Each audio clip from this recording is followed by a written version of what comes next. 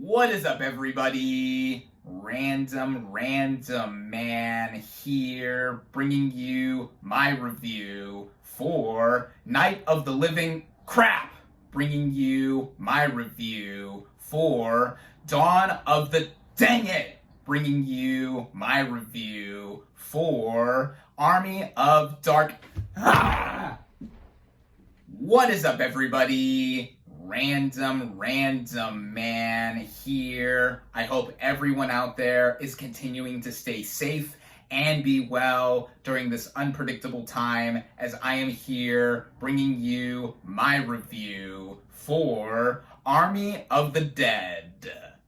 Now, the plot of this zombie heist film basically follows a group of soldiers who plan a Las Vegas casino heist amid a zombie apocalypse. Going into this movie, I was actually looking forward to it. In terms of my history with zombie movies as a genre, I would say that I do enjoy them. And with Zack Snyder specifically helming this film, it was interesting to see him go back to his roots, because his feature directorial debut was 2004's Dawn of the Dead, which in itself is a remake of the 1978 film of the same name, directed by George Romero, the father of the zombie film, and had previously done Night of the Living Dead, the most important zombie movie ever made. With Snyder's 2004 film, which I had watched the unrated director's cut for prior to watching Army of the Dead, it's nothing too deep or of substance, as in comparison to what Romero did with his zombie movies, they weren't just revolutionary creature features in him helping bring up the popularity of zombies. No, they had social commentaries and themes to them as well. Yet Snyder, for what he did in directing a feature film the first time around, I thought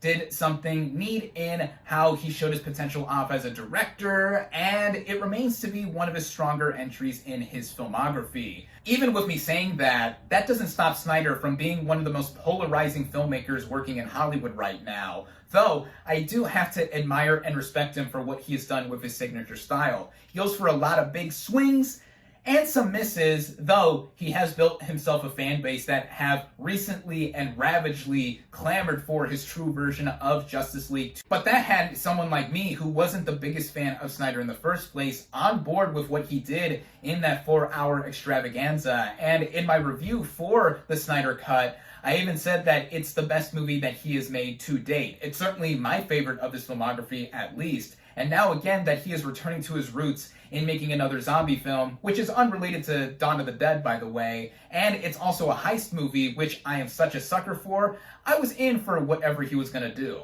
Starting out with the cast and their performances, we have Dave Bautista as Scott Ward leading the charge here. Now, we all know and love him as Drax the Destroyer in the Marvel Cinematic Universe, but even outside of that franchise, in other movies, like another fellow wrestler turned actor, Dwayne Johnson, I think that Bautista is making a name for himself here as someone that is more than just his really buff looks. His brief turn in the opening sequence of Blade Runner 2049 showed off some of his acting chops, and I think in Army of the Dead, he further expands on that. Again, he's someone known for his looks. He is an imposing presence and is definitely a badass. Yet there are also emotional beats here from Bautista that I found to be believable and in connection to the backstory that we got with his character. And in speaking of that, it also involves his daughter, Kate, as played by Ella Parnell. She is also a performer I like a lot, and her character specifically is a volunteer at the WHO, a camp specifically from them near the walled-off city of Las Vegas. Her relationship with her father is estranged, but when she does get involved with the main story and goes with her dad and the rest of the group into Las Vegas, it made for the obvious core heart of the film, given the father-daughter relationship that does get expanded here in bits and pieces here and there. And yeah, I thought Purnell was a proficient performer in what she did. And the rest of the ensemble here makes for a lot of literal colorful characters that have different personalities and attributes with them. There's Ana de la Reguera, Orale, Mexicana, here as a friend to Scott and a mechanic who tags along with the group. Most people my age know her as the hot nun from Nacho Libre, Sister Encarnacion, and like a lot of the main group here, she is a badass as well, and I enjoyed her screen presence overall. Omari Hardwick is also in here as a soldier who brings some added muscle to the group. I liked him a lot. Matthias Schweighofer plays the group's German safecracker who has a budding relationship with Hardwick's character, which I grew to enjoy as the movie did progress. Nora Almazetter plays this French woman known as the Coyote, who is key in helping get the group into the now quarantined off Las Vegas and has knowledge of the area. And she is another badass chick, yet is really hard as nails here. She is of the no-nonsense type attitude, and yeah, I thought she was another cool addition to the film. There's even Hiroyuki Sanada, who we most recently saw as Scorpion in Mortal Kombat from last month. One of the few good parts of that mediocre mess, mind you. And here, he plays the billionaire who initially hires Dave Bautista's character to get the millions of dollars out of this casino in Las Vegas. Yeah, it was nice to see him here. And the last notable player I will give worthy mention to is Tig Notaro as a helicopter pilot. Now, her role is very particular because she was added in post-production after a lot of sexual misconduct allegations came up with the initial actor who played her role, Chris D'Elia, and she never had any direct interaction with the other actors. She's even said in interviews that she has never met Dave Bautista.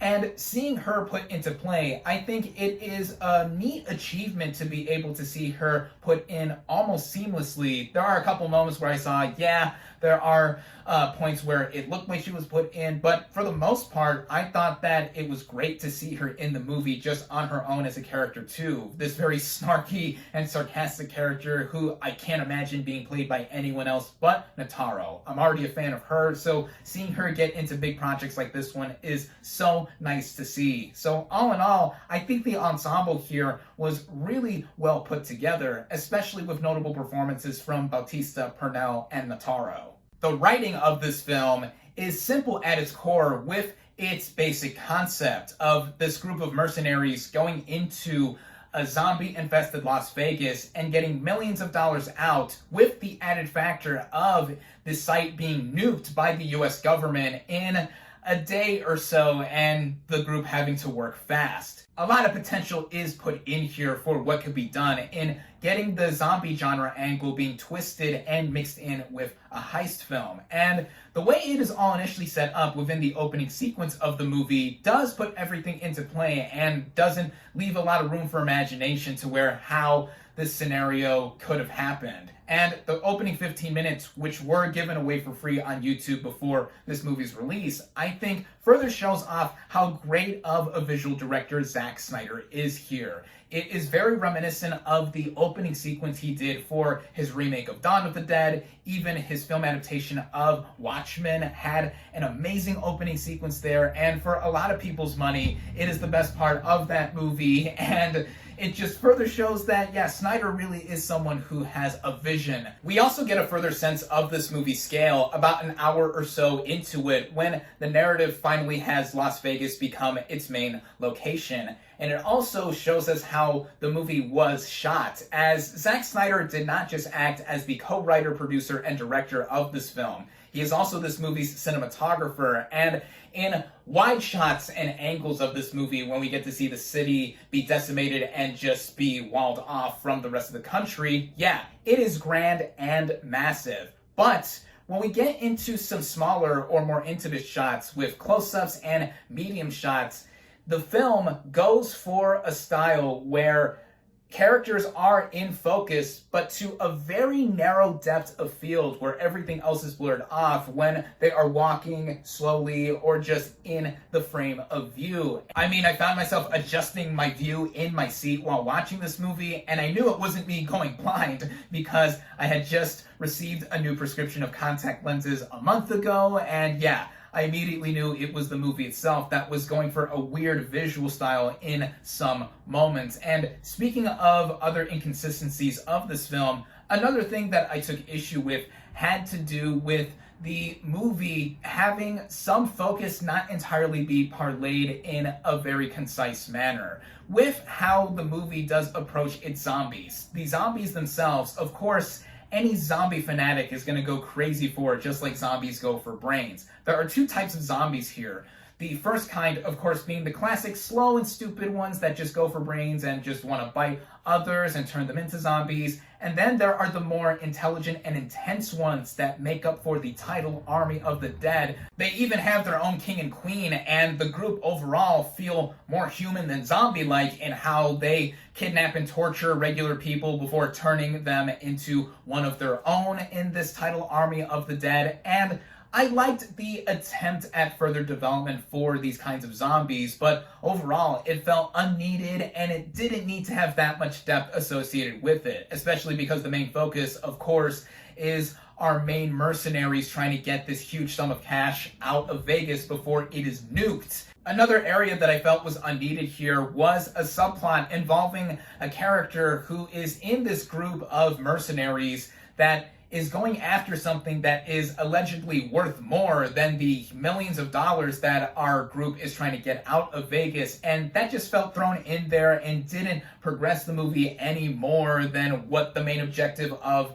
the story was. And that just further made this movie needlessly long. I thought it was way too long, at bordering at almost 2.5 hours, including end credits, and it felt like it could have had more focus be put onto just getting in and getting out of Vegas with this huge sum of cash. I mean, Zack Snyder's movies are usually lengthy enough as is, and I ironically didn't have that issue for the most part with his 4-hour director's cut of Justice League. But here, for a movie with a seemingly simple concept, it didn't need to do that much extra to keep my attention going. And even with me thinking it was overlong, I was never bored with it in the slightest, because there's always something going on here. But setting those likely big issues aside, you know what you're in for if you're gonna watch a movie like this. Zombie fans will be delighted to see all of the blood, guts, gore, and shit flying everywhere that they are going to expect with a zombie apocalypse film. With how the action is also handled too, it is very chaotic and fun to see, with how fast-paced it is when it is there, and just the overall idea of tension and getting out before this little ticking time bomb of the city getting blown up is imminent. It is also further added by the original score composed by Tom Holkenborg, aka Junkie XL, who just recently did the score for Zack Snyder's Justice League, and here, coming back for a second collaboration in a row, we get more of his intense boom, boom, boom, boom, boom, and just big boom, bombastic kind of music here that is fitting for a high-stakes concept like this one. All in all, even though I spent quite a bit of my time with this review talking about the major issues I had with it in terms of the length and visual inconsistencies, some of the CGI is a bit dodgy, by the way, but I have to cut the movie some slack for it not being made for that high of a budget, I still had a fun time with this film. I think it is entertaining, and this is a movie that you know what you're in for if you're gonna watch it. It keeps itself light for some moments involving humor specifically, and then even with some of the more darker aspects, with the father-daughter dynamic giving a lot more serious heft with it, I thought it worked mostly well enough in how it played out. And just with Zack Snyder overall having a lot of creative control behind the camera and unapologetically showing off what he wants to show, it further gives us a sense of why he is one of the most visually vibrant directors working in Hollywood today. And again, it's going to work for some and it's not going to work for others. And I would say that here, it landed well on me. Whether you're still able to catch this thing playing in a theater or you're watching it at home on Netflix like I did, I recommend Army of the Dead. My final verdict for Army of the Dead is 3.5 out of 5 stars.